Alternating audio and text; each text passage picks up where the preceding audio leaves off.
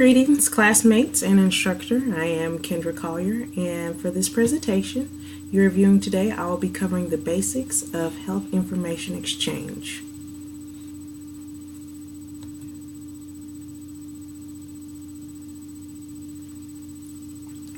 A brief overview shown here consists of key principles that are needed to address within the topic of health information exchange. The further you go in analyzing and discussing health information exchange, especially as it advances over time, you will find various facets that make them work. Today I will be discussing the surface level of information. And also a quick side note, from this point forward, I will refer to health information exchange as HIE.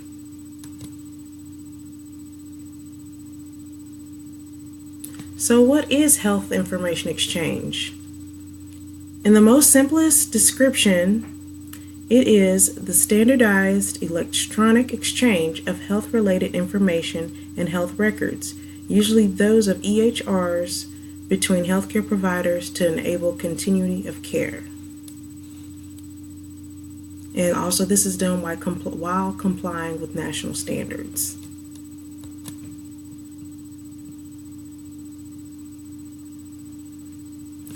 HIEs are also a key component in the health information technology framework. As health information technology professionals, we really rely on this, so this is something that we really need. Well, we already have it implemented, but it's very beneficial, and the advancements that are happening and getting more and more smaller facilities on board is what we actually need.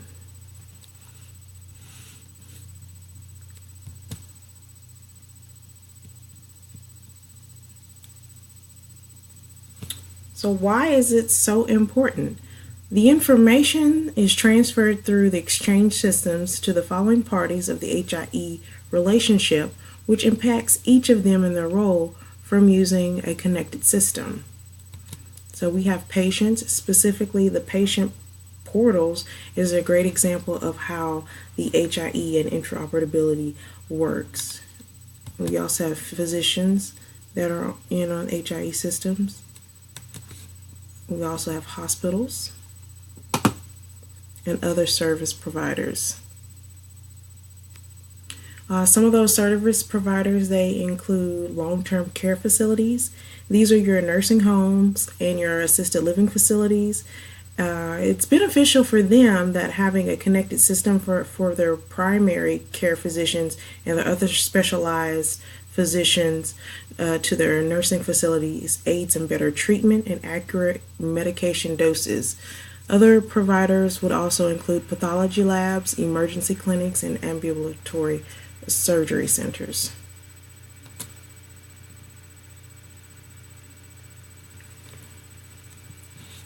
So here we have several advantages of HIEs, not all of them, but here are just some of the top ones that we have. According to a survey completed by eHealth Initiative, a nonprofit organization devoted to improving healthcare through IT, their most recent survey, as of I believe 2014, highlighted some of the benefits being reported by the active HIE initiatives, including the following. So we have improved coordination of patient health care. This helps HIE because it provides better access to test results and can reduce medication errors, as I already mentioned as an example. We have cost savings. Healthcare providers spend fewer dollars on repeat tests. That's very beneficial. Public health research. Anonymous patients' data can be transmitted to public health agencies to help monitor and improve the health of the community. That's very important for research and trying to find treatments and diagnosing if there's cluster cases in case of an outbreak or something like that. And we also have increased patient engagement. This is due to patients being able to access their own health data and being able to put their personal health and wellness information in, and also being able to maintain health records for dependent family members. So this will that would definitely come in handy for, say, if you're taking care of your elderly parent, or maybe you had a special needs child as well.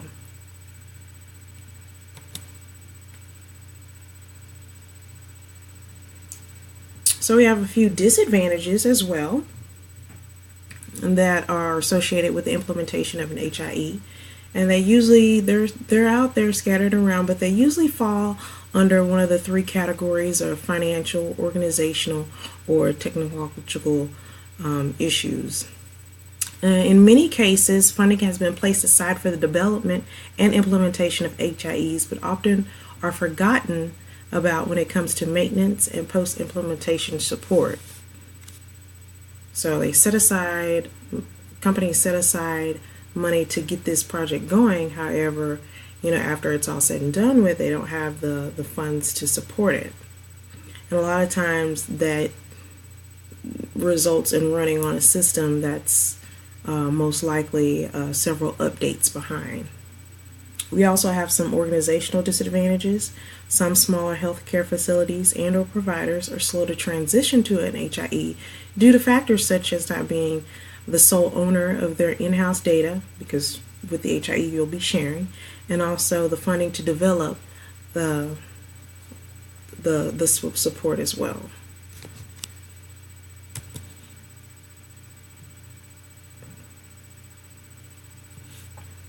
So there are several different three main types of models of HIE that are in place. We have a centralized model, which provides a uniform data format supporting a high degree of data interoperability. It also provides a cohesive centralized system with defined methods, procedures, and policies for access, maintenance, and management control.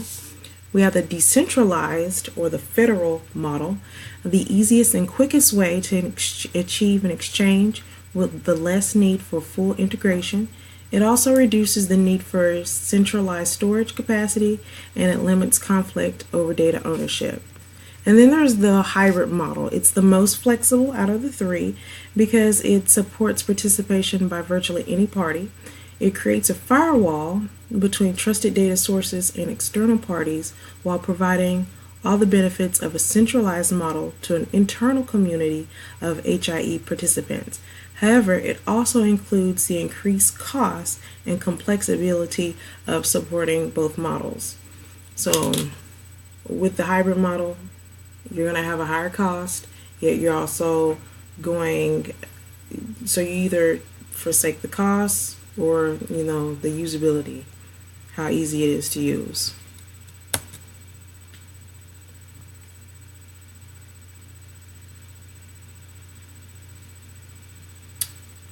Interoperability and the health information exchange. And for this allows for providers to focus on delivering patient care without having to navigate through multiple systems. So that is a big plus for HIE to go. It's a definite need to go hand in hand, being able to use one system without having to go through all the different systems. So that's a need when you're working with HIE systems as well, or a network.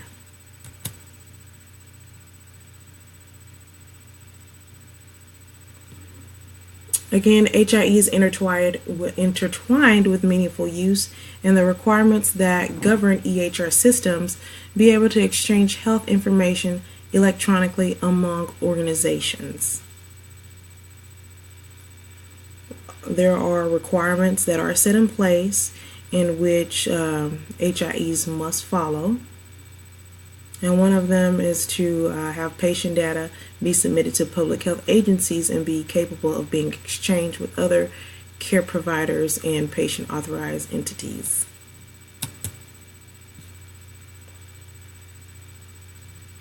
I mentioned earlier about some standards that HIE frameworks have to follow. And here's a list of those entities, agencies that set these standards. The U.S. Department of Health and Human Services oversees and administers the standards for National Health Information Exchange. The ONC, Office of National Coordinator for Health Information Technology, which is housed within HHS, oversees several initiatives working to establish HIE standards. The National Health Information Network is a set of protocols, standards, specifications, and services that will allow health IT vendors and developers to plug into nationwide HIEs. So this is not just based on your local level or your state level. This is nationwide. So that most likely be if all states were participating throughout the U.S. We also have the DIRECT project. It is an exchange model that lets small-scale physician facilities implement simple health data exchange. And then we have, on the smaller scale, the State Health Information Exchange Program, which is a federal-state collaboration aimed at the long-term goal of nationwide HIE and interoperability.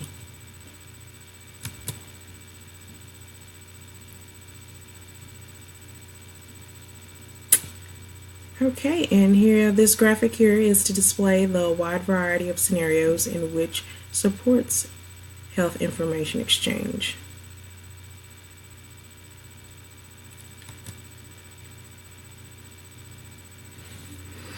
Here are just a few tidbits off the top of my head for moving forward with health information exchanges. A lot of the times we need these organizations, healthcare providers, evaluations should be made for each healthcare provider to assess how HIEs can benefit their particular organization. And also we need participation from all users with the added input is needed. So that's from the smallest scale to the largest, starting with patients. We could use their feedback, nurses, the hospitals, those other providers that I talked about as well. Everyone who's involved in the HIE and getting it established, we all need to provide feedback for it. Okay, here's my list of references. I said it was going to be short and simple, just outline the basics. I know that there's more that I could definitely go into, but I'm afraid that if I did, it'll just go on and on and on. But thanks for watching, and have a great end of the semester.